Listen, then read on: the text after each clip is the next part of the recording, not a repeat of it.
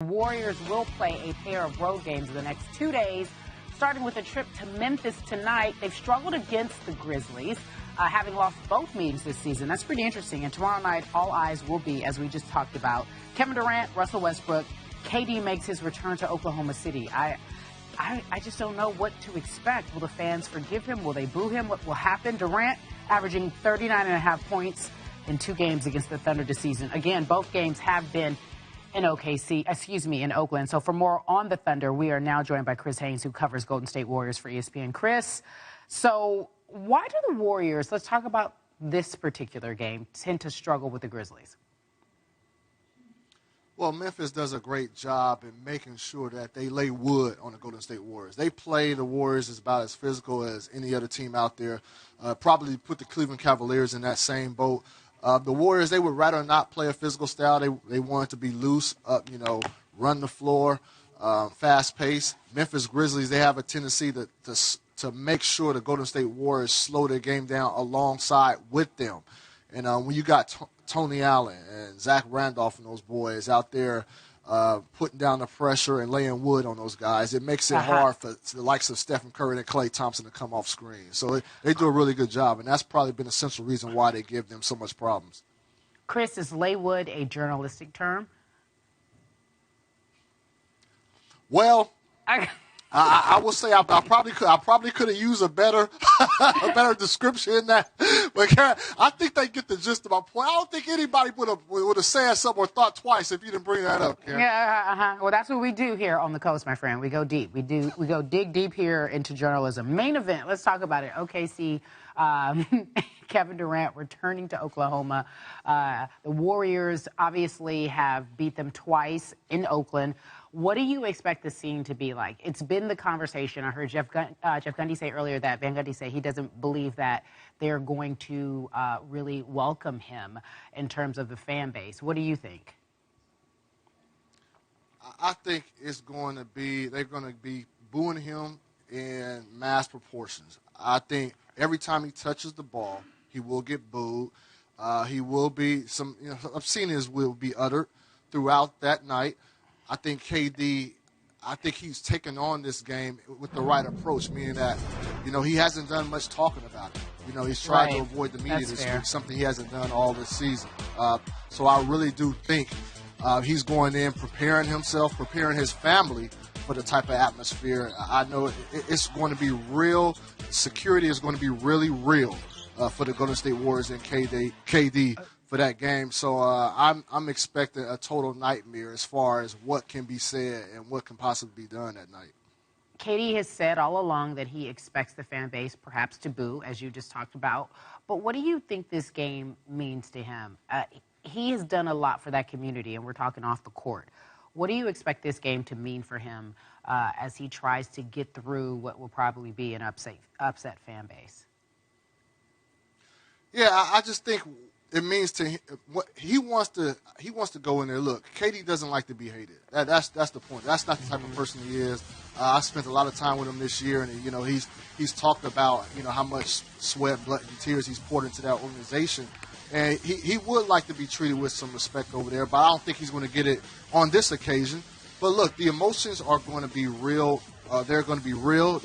He's going to be candid, when he talks to the media down there. And I think most importantly, he wants to perform well.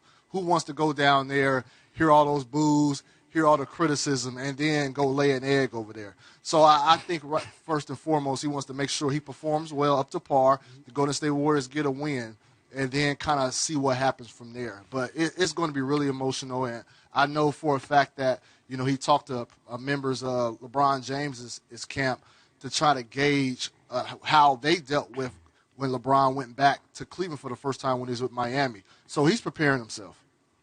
All right, Chris Haynes, thank you so much. And for more on Kevin Durant's relationship with Oklahoma City, the fan base, and the city itself, I send it over to David. David, back to you. All right, Carrie, we got our Thunder reporter Royce Young joining us now. Royce, obviously Durant broke some hearts when he decided to leave OKC. Put it in perspective, what did he mean to that area when he played there? There's a strong case to be made, David, that Kevin Durant is the most famous Oklahoman ever. And you can put that alongside Mickey Mantle, Will Rogers, Woody Guthrie. You know, Oklahoma City actually in the state inducted him into their Hall of Fame 2 years ago because of what he had done, like Chris mentioned, in the community, on the court, putting the Thunder franchise on the map. He's been extremely important. You know, a friend of mine, Anthony Slater, who writes for the Mercury News, I thought said it really well. This isn't just a player leaving a city.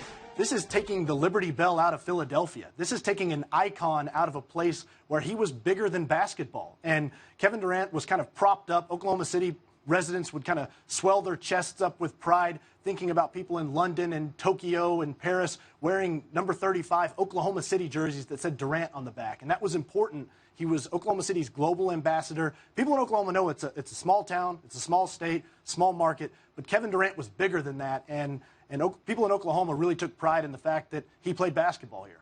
So when you have that kind of an embrace of a pro athlete, and then that athlete, I guess you could call it a betrayal to that fan base, decides to leave, you kind of flip the depth of emotion. And as much as they loved him before, I'm guessing they're not real thrilled with him right now.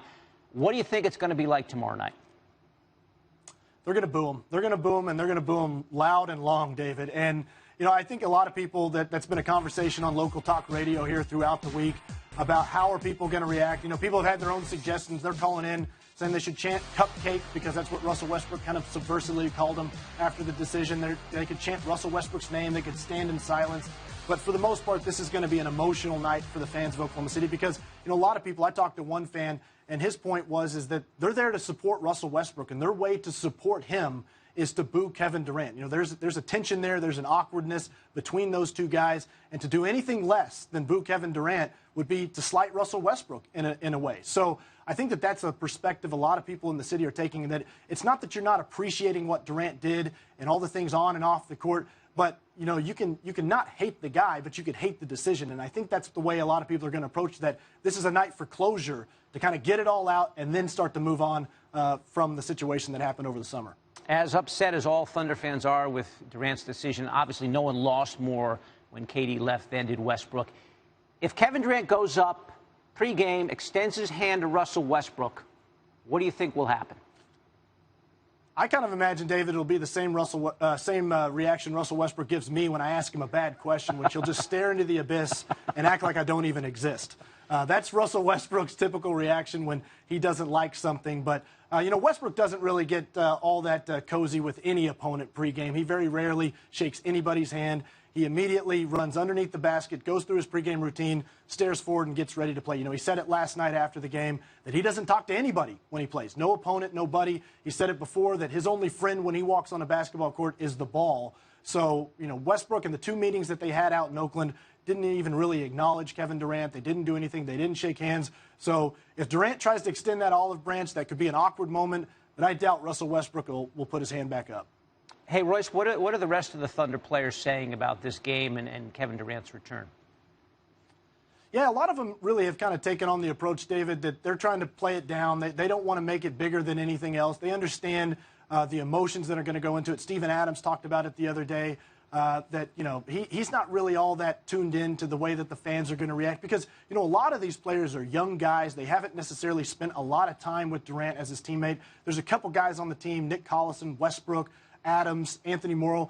But for the most part, these guys, you know, they don't really fully grasp, I think, what Durant meant to Oklahoma City, meant to the franchise. So it's not as big a night to them. But I did talk to Sam Presti, and I asked him, the Thunder's general manager, about how he's approaching this and what his thoughts are. And, you know, he took the high road. And that's kind of the message that the organization is trying to portray, is to preach appreciation, thankfulness, respect to Durant for what he established, helping build a brand. The relocation from Seattle to Oklahoma City, Durant was as important as any other figure in the franchise to really kind of putting down roots and making the Thunder franchise work. So that's kind of been the message the organization is trying to put forth, but we'll see if the fan base really kind of buys into that Saturday night. Again, really difficult back-to-back for the Warriors. The Grizzlies tonight, and then the Thunder tomorrow in OKC. That game, 8:30 Eastern on ABC. Royce Young giving us his thoughts from the Thunder's perspective. Now